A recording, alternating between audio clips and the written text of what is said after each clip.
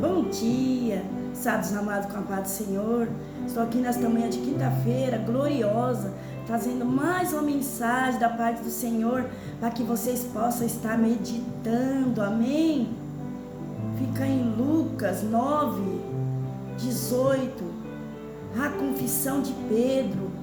E aconteceu que, estando ele só, orando, estava com ele os discípulos, e perguntou-lhe, dizendo: quem diz a multidão que eu sou? E respondendo eles, disseram: João o Batista, outros Elias, e outros que um dos antigos profetas ressuscitou. E disse-lhes: e vós, quem dizeis que eu sou? E respondendo Pedro, disse: o Cristo de Deus.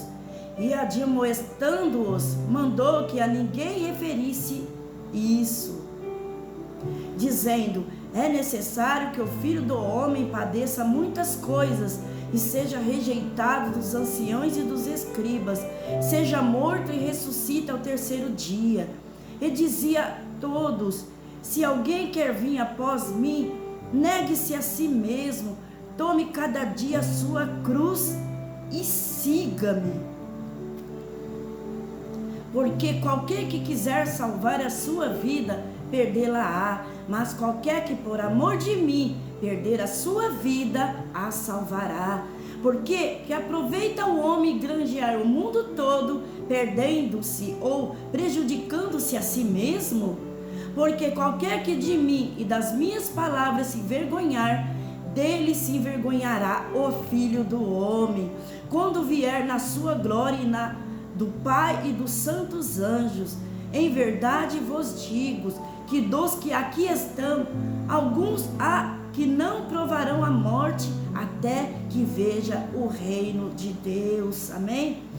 Palavra abençoada, que a palavra está nos ensinando a nos aprender com Jesus a sofrer. Que aí você venha aprender nesta manhã a sofrer, mas com Jesus. Amém? O que nós aprendemos com estas palavras? Que Jesus estabeleceu 3 condições indispensáveis que deve ser um cumprimento por todos os que pretendem identificar-se com Ele e sua causa, que é o Evangelho.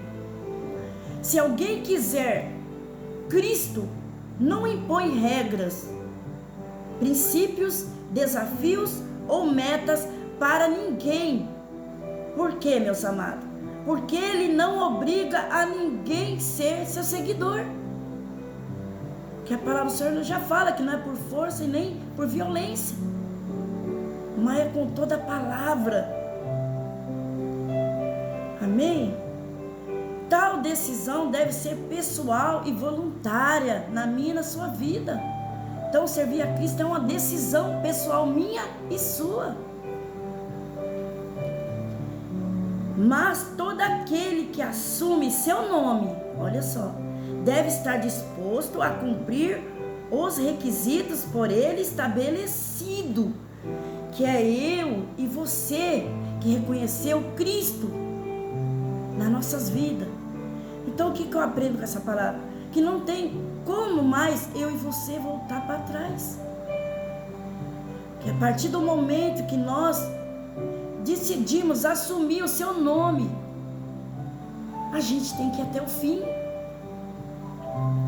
Então é melhor que a gente não assume.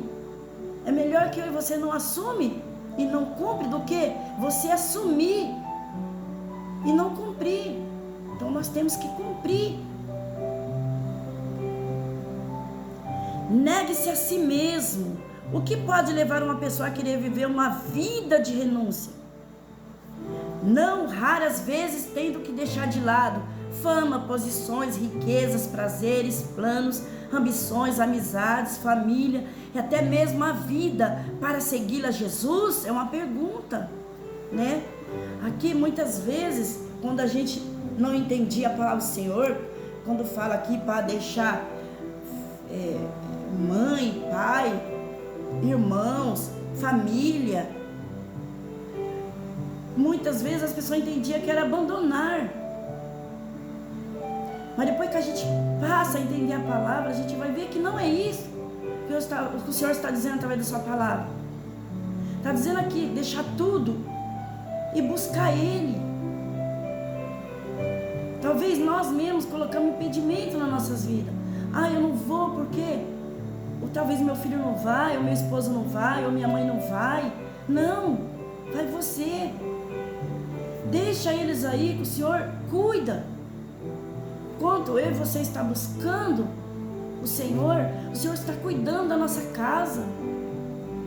Porque como foi dita a palavra, não somos nós que vamos convencer eles a seguir Cristo, mas é o próprio Cristo, através da sua palavra, que vai convencer a cada um deles. Amém? O apóstolo João nos faz lembrar que o amor de Cristo por nós antecede o nosso por Ele. E o apóstolo Paulo esclarece que somos constrangidos a esta vida de renúncia, devido ao amor que Cristo demonstrou para nós naquela cruz do Calvário. E ali Ele conquistou, olha só, o nosso amor, a nossa gratidão. Olha só que Deus maravilhoso. Fidelidade e devoção para sempre. Tome cada dia a sua cruz. A morte crucifixão foi inventada pelos romanos para punir os seus inimigos naquela época. E era reservada apenas para os escravos e os culpados de crimes hediondos. Aqueles crimes mais graves, sabe? Aqueles que cometiam um crime mais grave, tipo homicídio, estupro, essas coisas. O condenado era obrigado a carregar seu instrumento de tortura, muitas vezes debaixo de açoites, e era pendurado nele completamente nu. Olha só que triste. Para aumentar a sua vergonha e humilhação. Quando Jesus disse para ser seus discípulos, era necessário tomar a sua cruz. Ele queria mostrar o alto preço que muitas vezes o cristão tem que pagar para identificar-se como sua pessoa. Muitas vezes, tomar sua cruz por Cristo significa estar disposto a sofrer desaprovação, discriminação, desprezo e até perseguição da parte daqueles que não crerem como nós, e às vezes até mesmo dos mais íntimos da nossa própria família. Foi falado. Muitas vezes nós vamos ser desaprovados aqui nessa terra pelo homem. Muitas vezes nós vamos ser discriminados, perseguidos. Mas mesmo assim nós não devemos desistir, porque Jesus não desistiu por causa de nenhum de nós. Ele sofreu muito por mim, por você. Então por que não eu e você renunciar tudo aquilo que o mundo nos oferece e viver para Cristo e voltar para Cristo? Aleluia. Glória a Deus.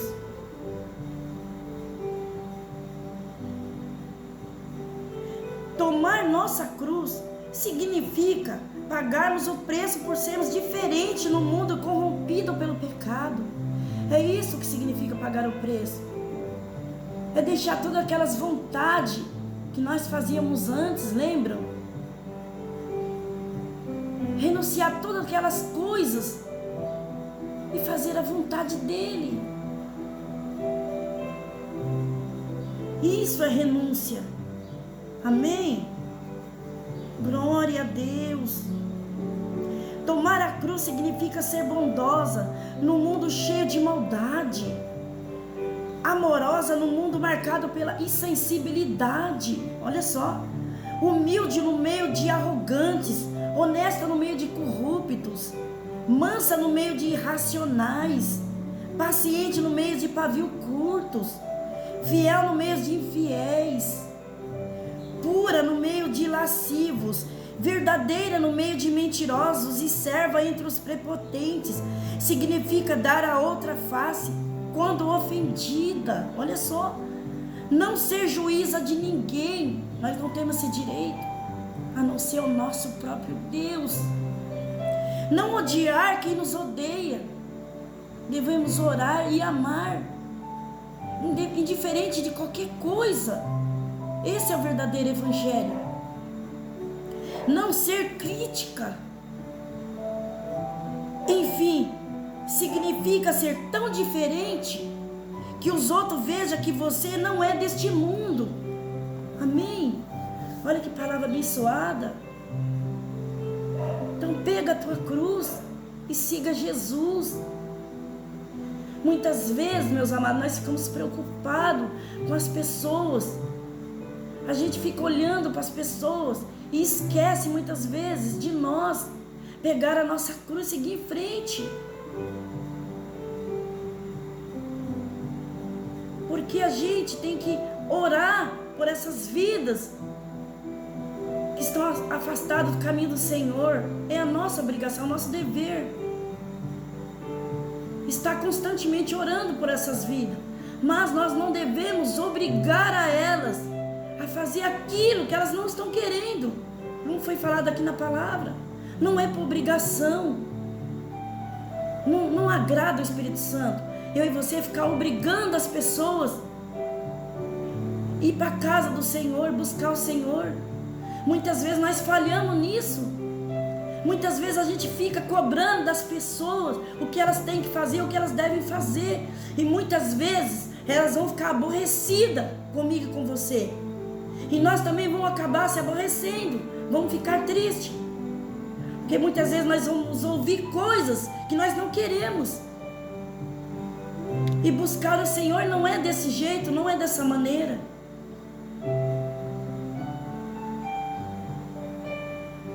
Porque Jesus, desde o começo, que Ele começou a anunciar o Evangelho até o fim. Aqui não fala em momento algum, em passagem nenhuma, que Ele ficava ali insistindo para as pessoas fazer a vontade dEle, buscar a Ele. Ele não ficava insistindo, não. Ele pregava o Evangelho a toda criatura. Aqueles que criam nele seguiam Ele. Aqueles que não queriam ficavam infelizmente para trás. Mas não porque Ele não quis que aquelas pessoas ficassem para trás. Não. Ele queria, o desejo do coração dele é que todos ouvem a sua palavra, ouvem o Evangelho e crê e sigam. Mas não naquela época foram desse jeito também. Aqui trazendo para os nossos dias de hoje também não é diferente. Muitas vezes nós vamos ficar cobrando as pessoas para elas voltarem, para elas ir buscar o Senhor, ir para a igreja. E a palavra que foi bem clara no começo que eu mencionei aqui, Ele não obriga ninguém a ser seu seguidor. Olha só. Eu vou dar um exemplo. O filho pródigo, quando ele chegou no pai e falou para o pai que ele queria a parte dele, que ele não queria mais viver ali o que ele estava vivendo, que ele queria ir para o mundo. O pai vendeu e deu a sua parte, e ele foi e seguiu em frente. Mas o pai em momento algum foi atrás dele, se humilhar, implorar: filho, volte. Não. O pai deixou ele ir, que através da circunstância, das dores, das dificuldades que ele viveu, que ele passou, ele reconheceu, ele se arrependeu de tudo aquilo. E é assim que acontece muitas vezes na vida daqueles que voltam para trás.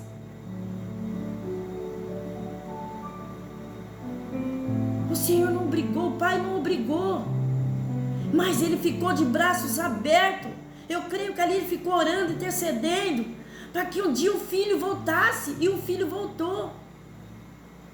E ali ele recebeu o filho de braços abertos, deu a melhor veste, o melhor alimento. E assim é na vida minha, é na sua vida e na vida de todos. Aqueles que realmente quer voltar para a casa do Pai. Mas se você tiver que voltar, meu amado e minha amada, volta de todo o teu coração, de todo o teu amor, de todo o teu entendimento, de toda a tua força. Não volte por obrigação, que eu tenho que ir porque eu tenho que agradar o homem. Não! Volte por amor a Ele, por reconhecimento, por Ele ter dado seu único filho, entregado naquela cruz por mim, por você. Amém? Esse é o verdadeiro amor à obra de Cristo. Esse é o verdadeiro reconhecimento. Nós temos que ter esse reconhecimento dentro do nosso coração. Então o que eu te aconselho nessa manhã, se você tiver que voltar, não volte para agradar ninguém, não. O Senhor Espírito Santo fica entristecido. Volte para o que Ele fez na sua vida, porque Ele é na sua vida, e porque Ele pode fazer na sua vida, que ninguém neste mundo mais pode fazer, a não ser Ele. Amém? Esse é o nosso Deus. E essas são as palavras que o Senhor colocou no meu coração nesta manhã. E eu agradeço esta rica oportunidade, em nome de Jesus.